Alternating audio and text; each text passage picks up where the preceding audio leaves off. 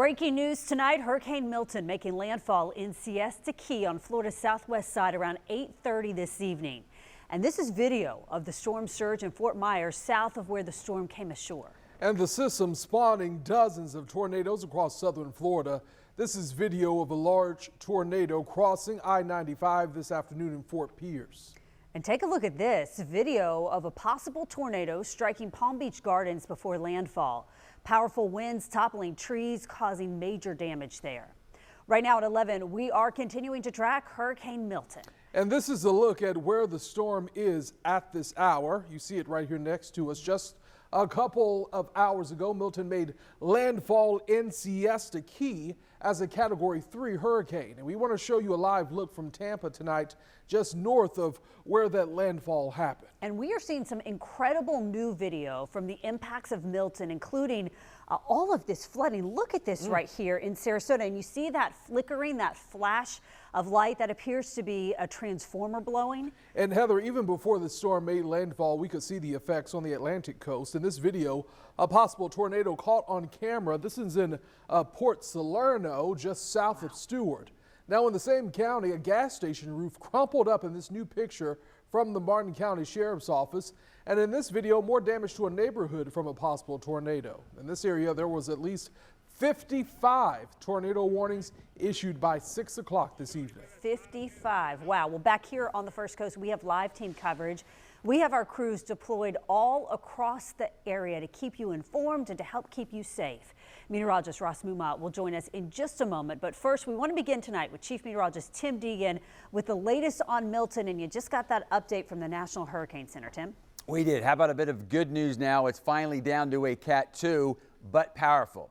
If you've been with us for any amount of time, you know that very often we say, yes, the winds are significant, but check out the pressure. So although it's a Cat 2, meteorological theory says 960 millibars supports a Cat 3. And the pressure is more a definition of the overall energy. And think about, in addition to the storm surge and the winds and the tornadoes, then also amazing amounts of rainfall. When we talk about energy, it's all of those ingredients together. But let's also talk about something that is relatively good news for us, at least in northeastern Florida and southeastern Georgia. We're still going to be impacted just like we've talked about, but its forward speed, we thought it might slow down a little bit as it went from northeast and made that turn. It did make the turn. It's going to travel right along I-4, but it hasn't slowed down at all. In fact, you can do the math with me. The Hurricane Center has positioned this hurricane now 100 miles west-southwest of Cape. That's on the Atlantic coast, correct? And the speed is 16 miles per hour. You can do the math. That gets the eye offshore by about 5 to 6, has it due south of us by 4 in the morning. And so again, at its southernmost route is when we're going to have our highest winds peak and the heavy rain will come to an end. Now, we're not going to have anything like they've already had down south. So you would think the surge and the winds and the tornadoes would be enough. But look at some of these rainfall totals, and it's still raining down there. In fact, if you're wondering where the northern part of the eye wall is, look at the heaviest rainfall totals. This is an amazing total. St. Pete, this is still piling up. But so far, they're at 16 inches of rain today, and it's still coming down. Ross is going to talk more about those implications in the St. Johns River in a bit. So our rainfall totals have been heavy, but of course nothing like that.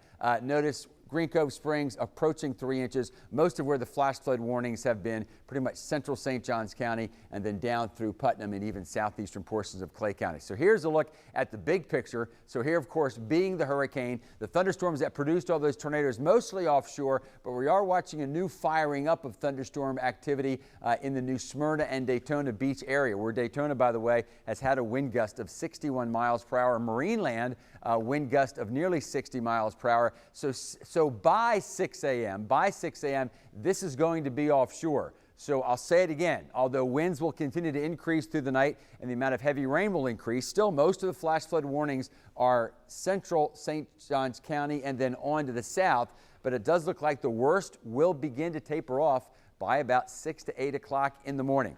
Still lots to talk about, including the storm surge, and we're going to do that for you with Ross's help in just a bit. Tim, thank you. We want to show you a live look now in St. Augustine, downtown St. Augustine. You see it right here, the leaves blowing in the wind. St. Johns County Emergency Management is urging everyone there to conserve water so that the wastewater system in St. Johns County is not overwhelmed. We begin our live team coverage tonight with our Jessica Clark. She is on your side live in downtown St. Augustine. It looks very windy where you are, Jess. Describe what you're seeing. Heather, it is very windy. This, of course, is the worst conditions that we have seen so far today. And we are downtown. We're at the Hilton on the Bayfront where the conditions have gotten worse. I was going to say in the last hour. I'm going to say in the last 15 minutes. They have just become windier. The rain is coming at me sideways. It's hitting me on the back, and it feels like needles. Now that means it is coming from a northeasterly direction as anticipated. And at this point it feels pretty cool out here, but you can see the wind is very much whipping the trees all around. We have driven around St. Augustine and I'm glad to report we have not really found streets that have been flooded. Granted, we are still approaching high tide, and so that will be the critical time when we have a lot of rain, that the tides are high and the conditions are worse. But right now it is very windy in St. Augustine. I feel like that's an understatement for what we're experiencing right now. We're live in downtown St. Augustine. Jessica Clark, First Coast News, on your side. All right, Jessica, thank you for that update tonight. There's also a push to conserve water in Bunnell. The county sent out the alert about 6 hours ago and is sending the same message tonight. Our Riley Phillips is joining us live from Bunnell. And Riley, I know you've been seeing a lot of flooding out there.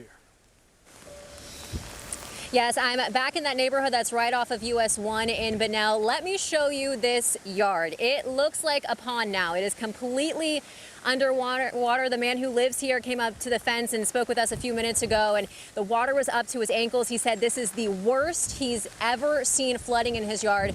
This is some video we took earlier in the night of another yard in this neighborhood. The woman who lives there says that this is also the worst she's ever seen. It looks like a small pond has formed there as well. She was worried about water getting into her home. Another homeowner told us that he is prepared to leave if things get worse. We already got the suitcase, we got the dog, we got the cat, we got the cages. We're ready to go, you know. So I just don't want to leave my stuff.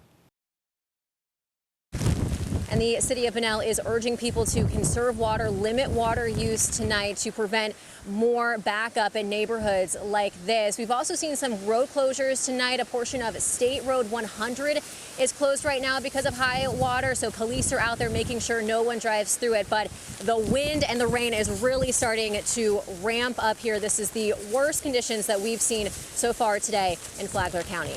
Live in Bunnell, Riley Phillips, First Coast News, on your side. Be safe out there. Riley, thank you. Earlier this evening, we checked in with Jordan Wilkerson in Palatka. You can see what it was like then, the wind blowing so hard.